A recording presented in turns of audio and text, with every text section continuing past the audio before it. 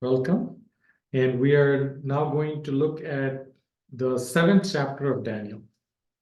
Okay, and the 7th chapter of Daniel has parallels similar to the 2nd chapter of Daniel. What did we see in the 2nd chapter of Daniel? It was a dream given to whom? Given to King Nebuchadnezzar, right? And something that others, his entire contingent of magicians and others, wise men, were not able to interpret. Ultimately, Daniel not only told him his dream, but also interpreted the dream to the king, right? And it was a dream of a huge image made up of different metals, right? And what did they symbolize? Different kingdoms, right? That would follow first Babylon and then the Medo-Persian and the Greek and so on. So now in Daniel 7, also there is a dream, right? But this dream is no more about King Nebuchadnezzar, right? At this point, we see that King Nebuchadnezzar dies. And then what happens before we get into the dream, the history of King Nebuchadnezzar, right? King Nebuchadnezzar was his father, right? Nabopolassar, right? His father's name was Nabopolassar. He was the first king of the dynasty called the Chaldean dynasty. Okay, so the people who ruled Babylon, there were different dynasties that ruled Babylon, right? And so they belong to another dynasty called the Chaldean dynasty. Even in India, we have dynasties, right? What are some of the dynasties we have? We had Gupta dynasty, Maurya's dynasty, Chola dynasty. We had all these dynasties that ruled Kalinga dynasty. Yeah, they all ruled India, right? So the Mughal dynasty. So all of those dynasties, like that in Babylon also, there were many dynasties that ruled. One dynasty would come and overthrow the other dynasty because they wanted their dynasty to rule. And so like that here also, it was the Chaldean dynasty that was there. And so in that dynasty, I actually have a couple of slides that I can show you. Let me just let me know when you can see my screen.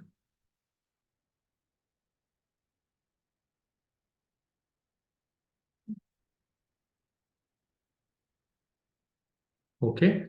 Are you able to see my screen? Yes, okay.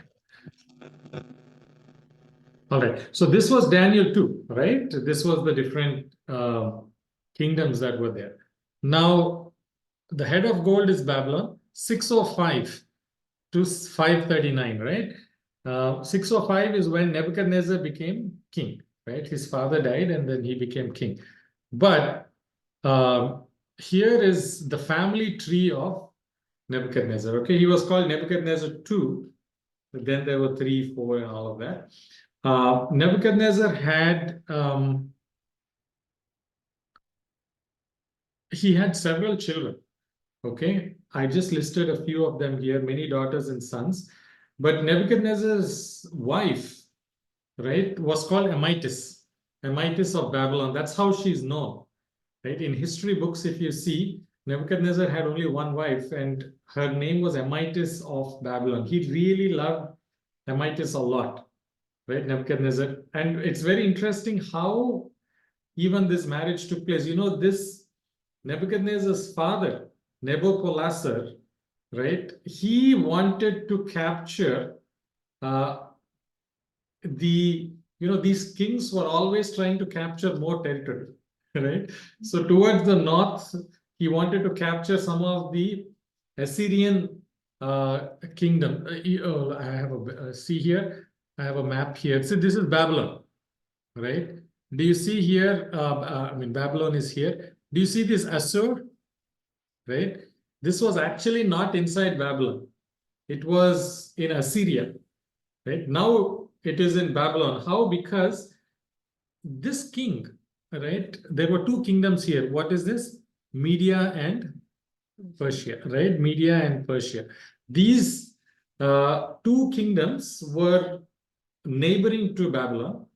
In fact, this Median kingdom was very close to this Assur, right? By the way, all of this area is in Iraq today. But this Median king, his name was Cyrexus.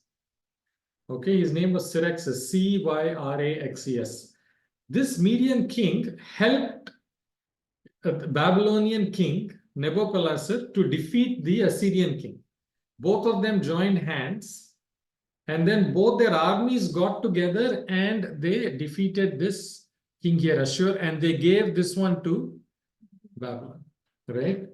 So after their victory, when these two kings came together to celebrate, then they also agreed for a relationship between them, right? So Nabopolassar's young son was there, Nebuchadnezzar, was given in marriage to the Median king Cyrex's daughter, Amytis, right? You know, those days they would have those relations, like a diplomatic relationship, but they sealed it with the marriage of their children, right? This guy's son and that guy's daughter, right? And so that way he got a Median king's daughter as his wife.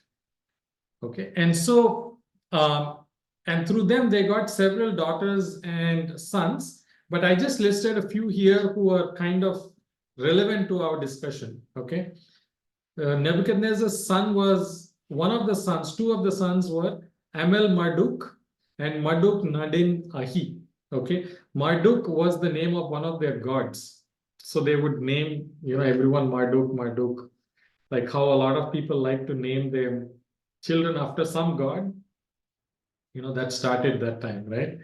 And then he had two daughters also, Kashya and Nitocris. Okay, Kashya and Nitocris. Kashya's husband was Neriglissar,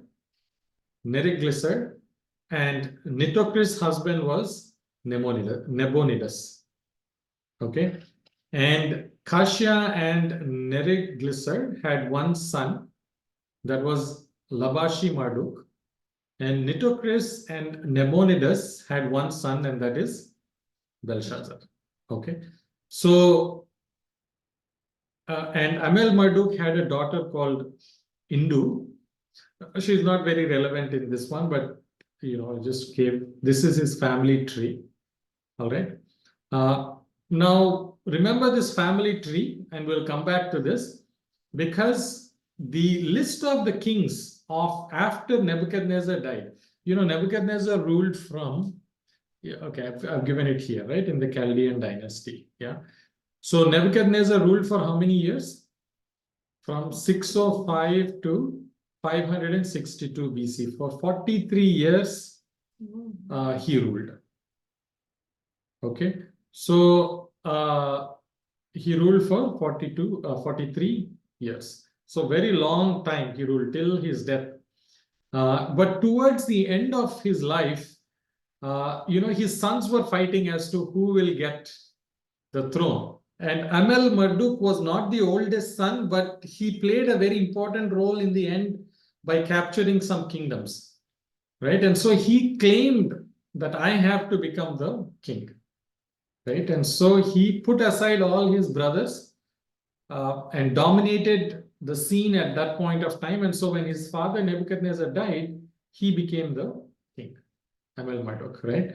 But you know, in those days, there were fierce rivalry even between the sons and the daughters and all, because of its kingdom. So just after 2 years that Amel Marduk was ruling, you know, Neriglissar, who is Neriglissar?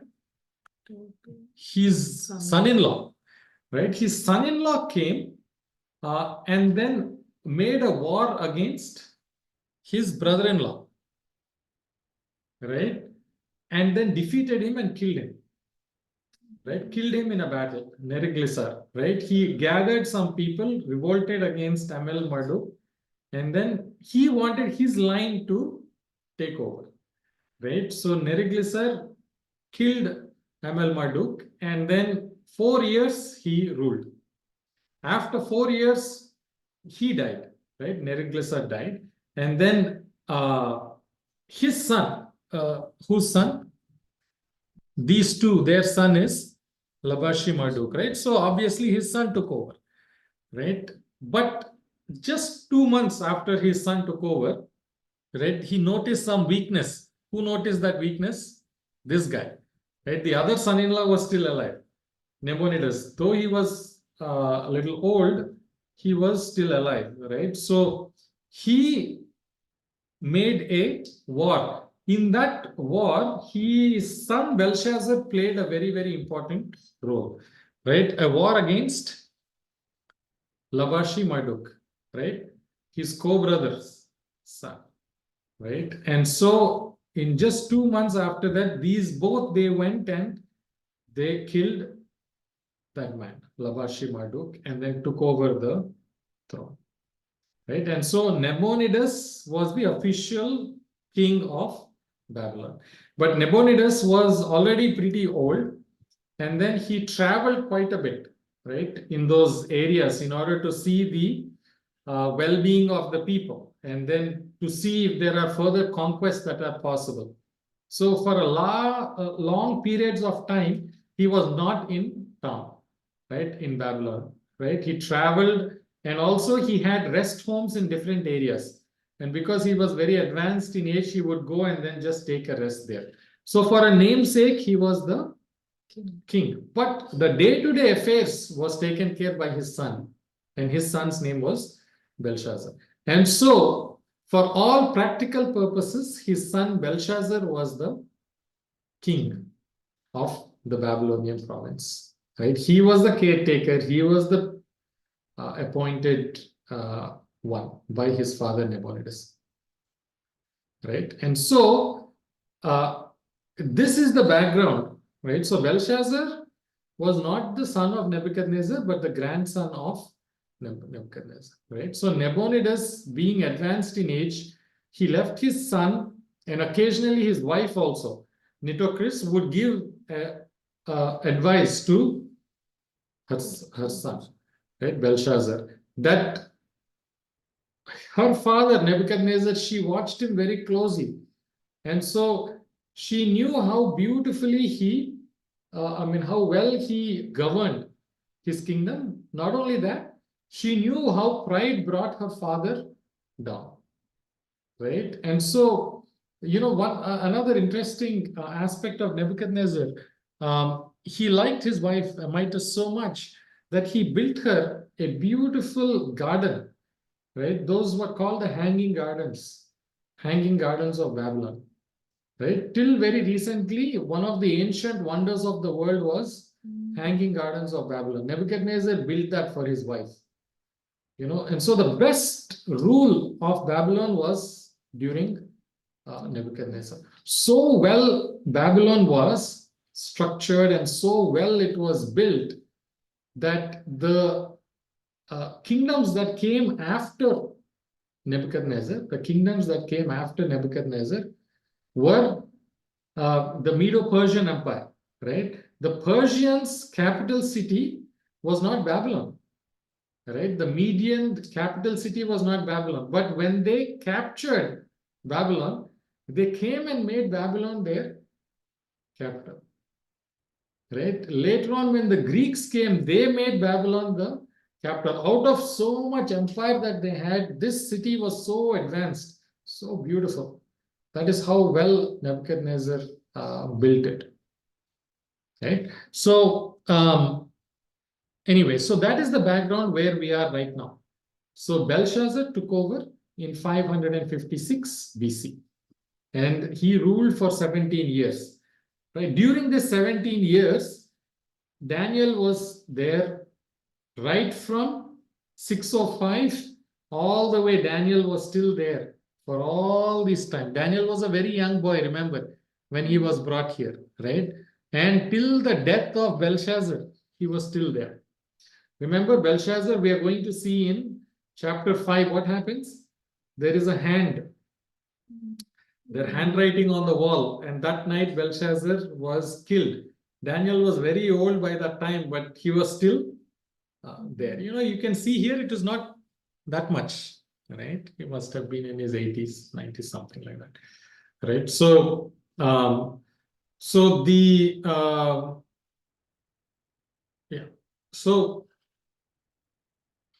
at this point we will start chapter 7. Okay, Daniel chapter 7. And what happens in Daniel chapter 7? Any questions on this? Okay. All right. Anybody wants to read Daniel chapter 7? Just the first 2 verses, please. Just the first verse, actually.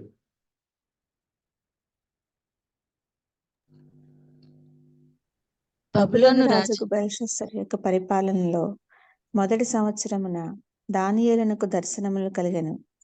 అతడు తన పడక మీద పరుండి ఒక కల కని ఆ కల సంగతిని సంక్షేపముగా వివరించి వ్రాసెను. Yes. So in the first year of the king Belshazzar of Babylon, so Daniel has not made a mistake in calling Belshazzar a king.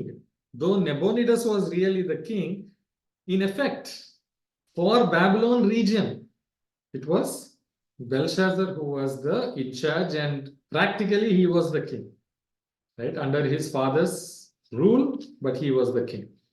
So in the first year of Belshazzar, king of Babylon, Daniel had a dream and visions of his head while on his bed. Then he wrote down the dream telling the main facts. So he had a dream, and this time Nebuchadnezzar did not have a dream. Somebody else didn't have a dream. Daniel himself had a dream. So this is not somebody else having a dream and Daniel and going and interpreting. Now, like I mentioned, the facts that are mentioned in Daniel 7 and what is mentioned in Daniel 2 cover the same time period, cover the same events. But in Daniel 2, it covers the political turn of events, right? It was serving a different purpose. It was meant to inform and educate and warn King Nebuchadnezzar, right? And so what was relevant to him, that politically what is going to happen? What are the kingdoms that are going to come? In Daniel 7, this was given to Daniel, right? Which means that it affects God's people. How do these events, what is going to be the state of God's people and how they are going to be affected by these turn of events, right? In each state, what will God's people be doing and how will they, what will be their state during this time? And some additional details were also added to the same events, but more details are added here. Okay, so there what symbols were used? Metals were used in order to depict one kingdom after the other. In this particular case, animals were used to depict one kingdom after the other, right? So we are going to see some very graphic description, right? Now, Daniel says, what I'm writing down the dream, I'm telling you the main facts, right? It's not everything that is there, but main things, the key points inside the dream I'm going to tell you, okay? All right, so are we ready for the dream? All right. So let's see from 2 to 4, please. దానియేలు వివరించి చెప్పినదేమనగా, రాత్రి యందు దర్శనములు కలిగినప్పుడు నేను తేరి చూచుచుండగా ఆకాశపు నలుదిక్కుల నుండి సముద్రము మీద గాలి విసురుట నాకు కనబడెను. అప్పుడు 4 మిక్కిలి గొప్ప జంతువులు మహాసముద్రములో నుండి పైకెక్కెను. ఆ జంతువులు ఒకదానికొకటి భిన్నములై ఉండెను. మొదటిది సింహమును పోలినది గాని దానికి పక్షిరాజు రెక్కల వంటి రెక్కలుండెను. నేను చూచుచుండగా దాని రెక్కలు తీయబడినవి గనుక మనుషుని వలె అది పాదములు పెట్టుకుని నేలపైన నిలవబడెను. మరియు మానవ మనస్సు వంటి మనస్సు దానికి ఇయ్యబడెను. In the vision, he saw different animals, right? What does he say? In the visions I saw by night, behold, 4 winds of heaven was stirring up the great sea. Okay, 4 winds from heaven were stirring up the great sea. Okay, so the winds of heaven or the winds, 4 winds, whenever you see 4 winds, what does that symbolize? The winds that are coming from 4 different directions, east, west, north, and south, from all the ways. So it is not just happening in one place, it's happening all over the place, right? The events, the winds are sudden turn of events that are taking place. These events will be having an impact upon the sea. You know, it is saying that the winds are stirring up the sea. What happens when the winds stir up the sea? The sea starts behaving very rough, right? And so there will be some things that will be happening. The sea won't be calm, right? And so here the sea, what does the sea represent in the Bible? Anybody knows? Okay, so yes. So let me share my screen again. Okay. Right. I saw in my vision by night, and behold, the 4 winds of heaven were stirring up the great sea. Now, if you see Revelation 17:15, okay, Revelation, like I said, Daniel and Revelation have similarities. Revelation 17:15 said, again, the angel telling John, right, that vision was given to John. Then he said to me, the waters which you saw, John also saw waters in his vision. The waters which you saw where the harlot sits are what? Peoples, multitudes, nations, and tongues. And that is consistent across the Bible. Wherever you see sea in prophecy, it always represents people, great people, multitudes, nations, right? And so in this particular case, when we said, Daniel said, I saw in my vision, behold, the 4 winds were stirring up the great sea. That means there will be events which will be disturbing the people. And great things will be taking place, events will be taking place.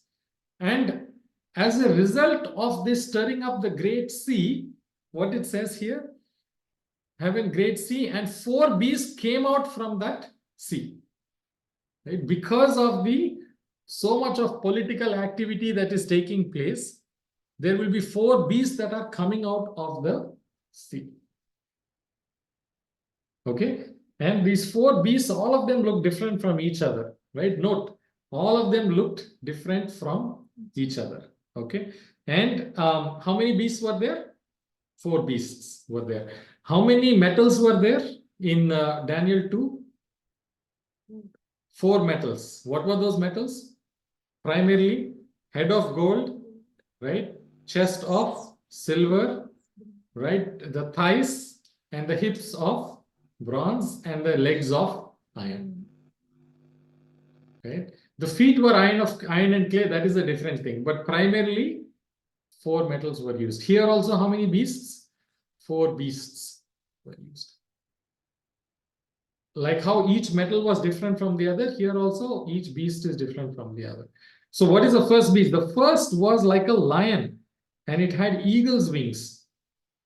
Right? But what happened? I watched till the wings were plucked off, and it was lifted up from the earth, and it was made to stand on 2 feet like a man, and a man's heart was given to it. Right? You know, in ancient times, again, let me share my screen. When they did some excavations of Babylon, right? You know, when they did some excavations of the Babylonian region, they found this, and this is a real picture, right? This is from encyclopedia. They found a real picture of this inscription on the Babylonian walls. During the time of Nebuchadnezzar, he actually made this one. He called the Babylonian kingdom a lion. But when they noticed, there was something very strange on this lion. Can you see here? Right? What is this thing? A lion with wings. Right? They actually painted wings on that lion. Lion itself is very, very ferocious animal. And eagle's wings were given to this lion. Right? What is eagle known for? Speed. Right? And what is lion known for? its ferociousness, right? Its strength. Now, what happens? Strength, to strength, what is added? Speed is added. That is how the Babylonian kingdom was. Strength and speed. Right? So this is actually a real picture out of the excavations. That's why you can see all that wall is all broken. But the inscription, the painting is still there. On one of the gates, right? That gate is called Ishtar Gate. Ishtar Gate was inside, the gates of Babylonian kingdom, so that anybody who comes inside knows that the Babylonian kingdom is like a lion, but lion with eagle's wings. And so the vision that Daniel saw also showed a lion with eagle's wings, right? But as the kingdom prolonged, what happened to that wings? The wings was plucked off. Right? The wings were plucked off. So what does it mean by wings are plucked off? When the bird's wings are plucked, what happens? It cannot fly anymore. And so this animal whose wings were plucked off, it is like it is grounded now. Right?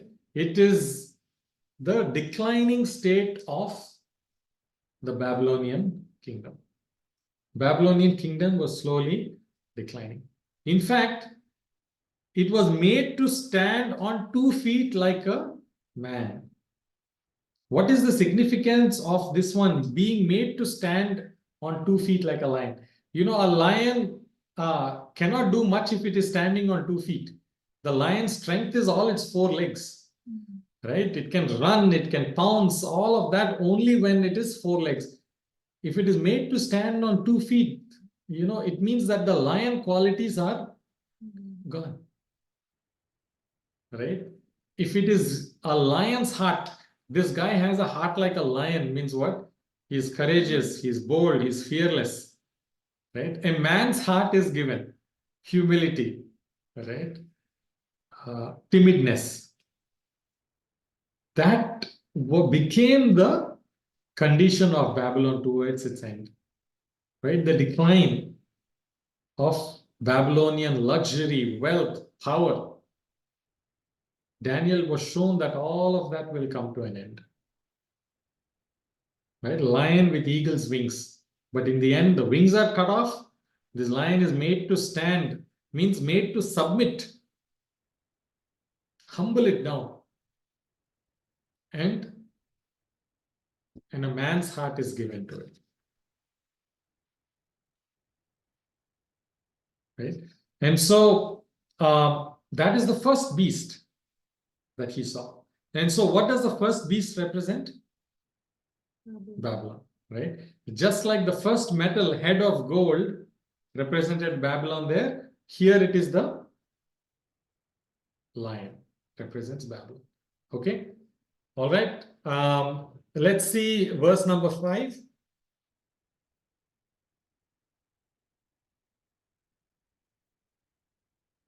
Anybody? రెండవ జంతువు ఎలుగుబంటిని పోలినది.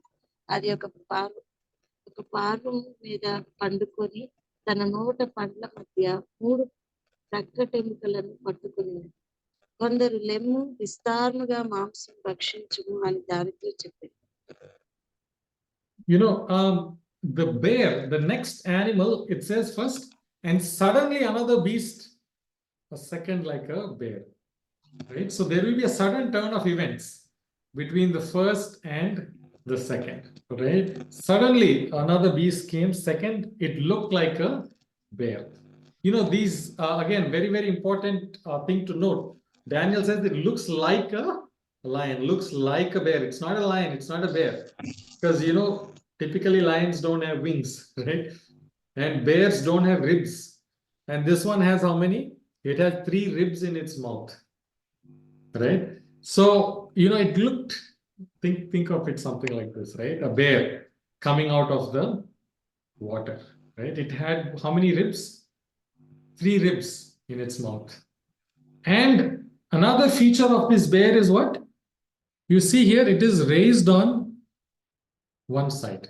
It is raised on one side. The other side is down and one side it is raised, and it had 3 ribs. Now, what is the next kingdom that came after the Babylonian kingdom? The Medo-Persian Empire, right? The Medes and the Persians came, and ultimately the Medo-Persians came under the authority of Cyrus. You know, see here, let me go back to this here. See the Persian kingdom, right? All of this was being ruled by Cyrus during the time that they invaded Babylon. In fact, the Persian Empire invaded the Median Empire. Okay, and Persians took over the Median Empire, but for a long time it was called the Medo-Persian Empire. The Medes, why it was called the Medo-Persian Empire? Because although Persia invaded and conquered Media, they left some of the kings in charge of the Median provinces, although the emperor was still sitting in Persia. So they called it the Medo-Persian Empire, but the Persians had the upper hand, right? And so to show that this kingdom, one kingdom will be having an upper hand over the other, the bear also is raised on one side. Right? The bear also was raised on one side. And the Medo-Persians, during that time, you know, the most their biggest conquests that these Medo-Persians did during that time, that they are most proud of, or their most difficult and their best conquests, were these 3 kingdoms: the Babylonian kingdom, the Egyptians, and the Lydians. They came up, they went, they conquered all of this area. Right? The Babylonian kingdom, the Egyptian kingdom, and the Lydian kingdom also were taken by the Medo-Persians. They were expanding, right? You can see here, they expanded and they took over this entire thing. The major kingdoms during those time were Lydia, Egypt, and Babylon. And these 3 kingdoms are represented here by these 3 ribs. The 3 ribs in the mouth are the 3 major accomplishments of the Medo-Persian Empire: the Lydians, the Babylonians, and the Egyptians. Right? And so now the entire area was the Medo-Persians. Now the bear is not, when comparing a lion and a bear is slightly inferior to the lion, correct? Right? You know, so like how the silver was inferior to gold, like that bear is also inferior to the lion, right? But bear also, one of the qualities it is devour much flesh. The bear is also very ferocious. It can be very dangerous. It can kill. Not like the lion, but it can do it as well. And so here bear represents the Medo-Persian Empire. Right? The lion's era will go and the bear's era will come. We are going to see those details also. How Cyrus went and conquered Babylon. Babylon was such a secure city. So what was happening? You know, when Belshazzar was having that party and all of that, we are going to come back to Daniel 5. But that is not right now. This is going on in the first year of Belshazzar. That one is in the 17th year of Belshazzar, right? The last year of Belshazzar. So right now we are still in the first year. But Daniel is being shown the visions of what is going to happen hundreds of years after him. The Medo-Persian Empire is going to come. And then after the Medo-Persian Empire, someone please read number 6. అటు పిమ్మట చిరుత పులిని పోలిన మరి ఒక జంతువును చూచితిని. దాని వీపున పక్షి రెక్కల వంటి 4 రెక్కలుండెను. దానికి 4 తలలుండెను. దానికి ఆధిపత్యం ఇయ్యబడెను. You know, after this, I looked and there was another that was like a leopard, right? Leopard is known for what? Leopard is also ferocious, but a leopard is known for its speed,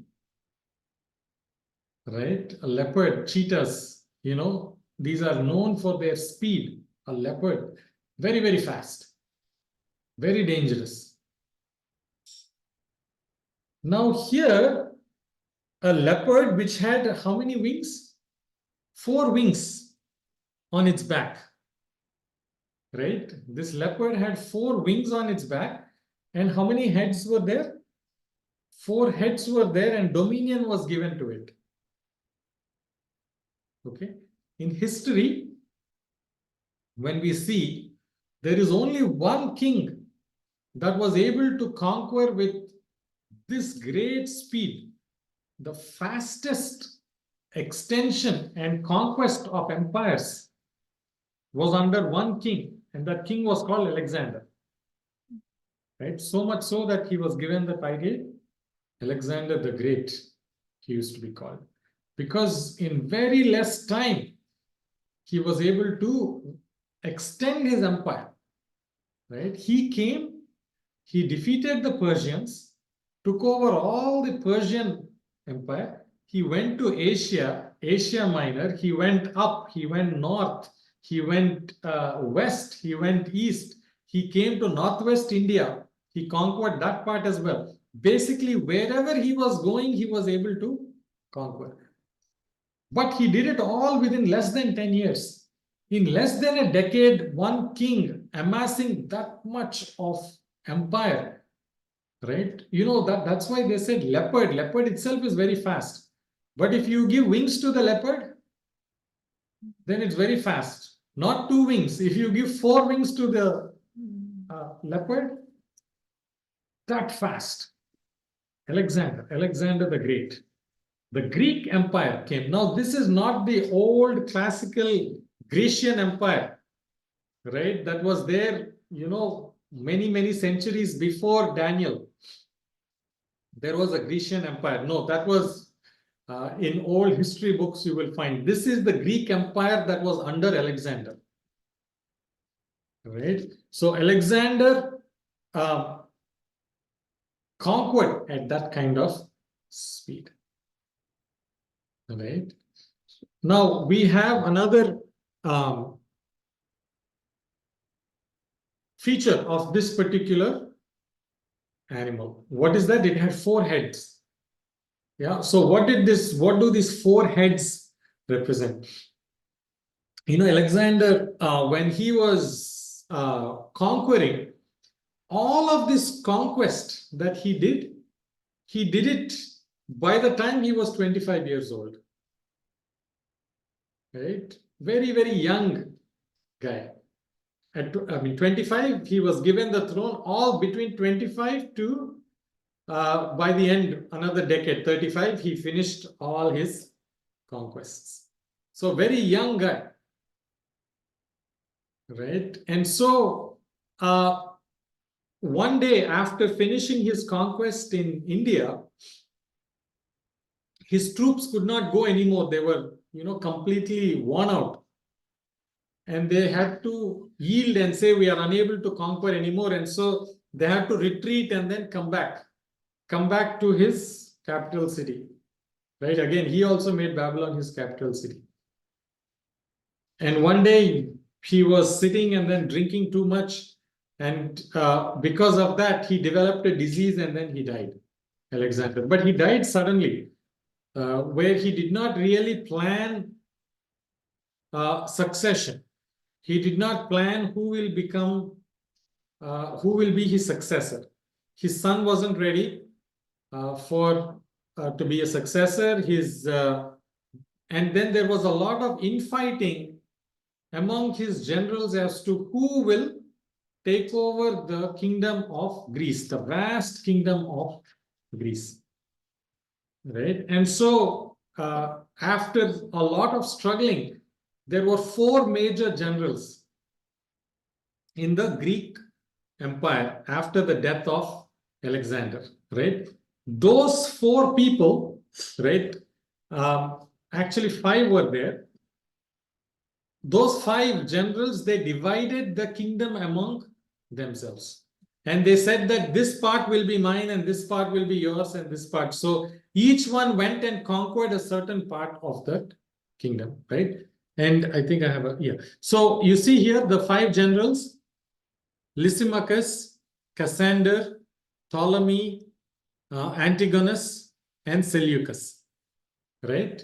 This was the Hellenistic, the Greek, right? That was the name given to those kingdoms.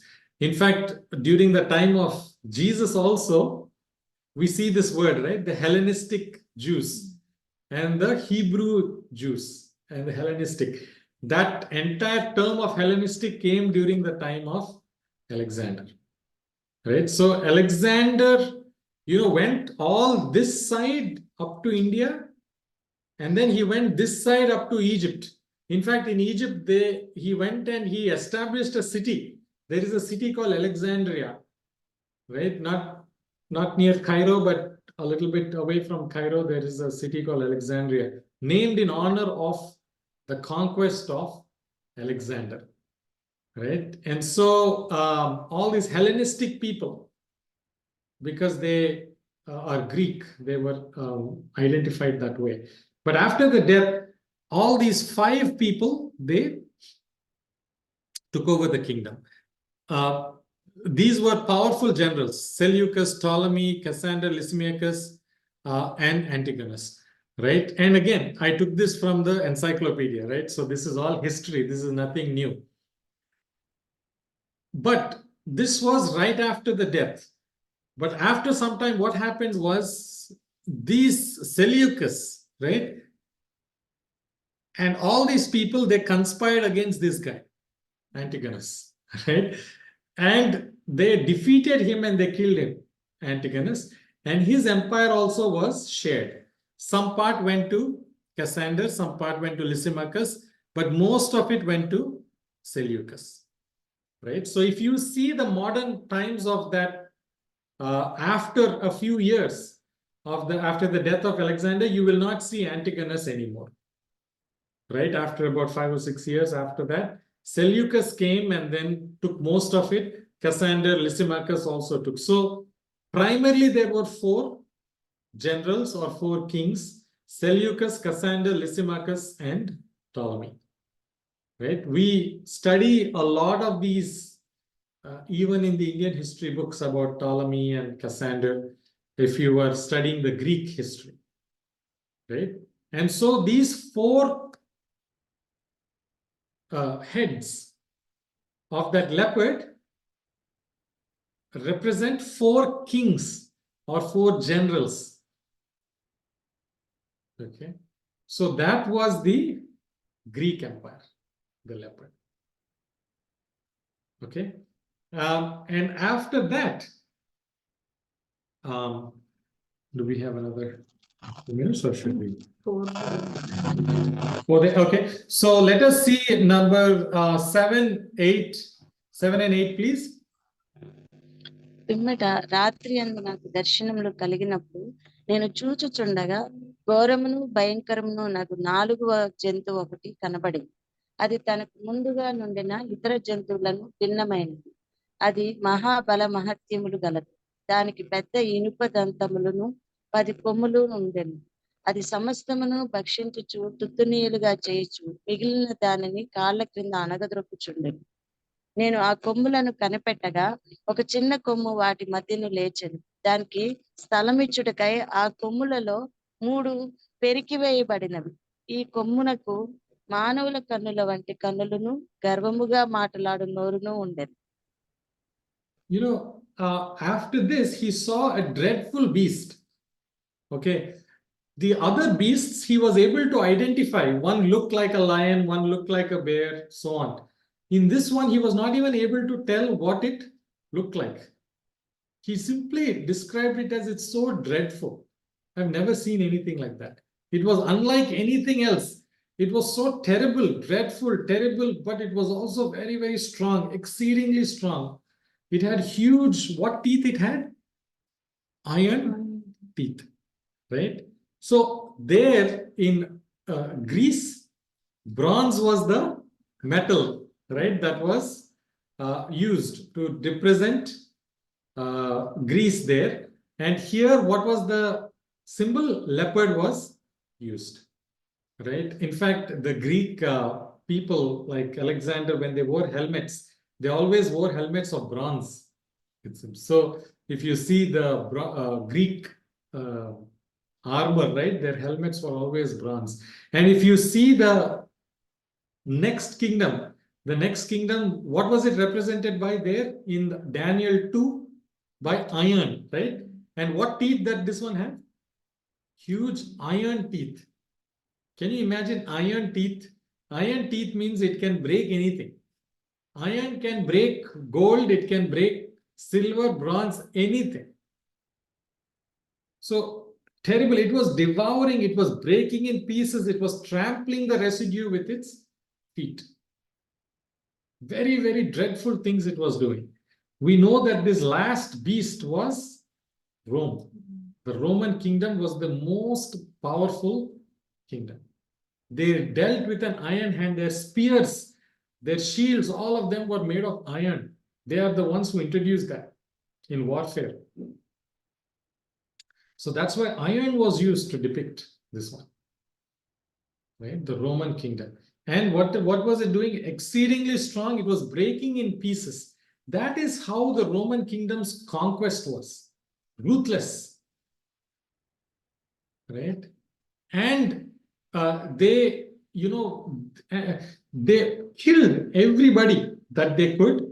And what they were doing? They were trampling the residue with its feet. What is residue? Whatever is left.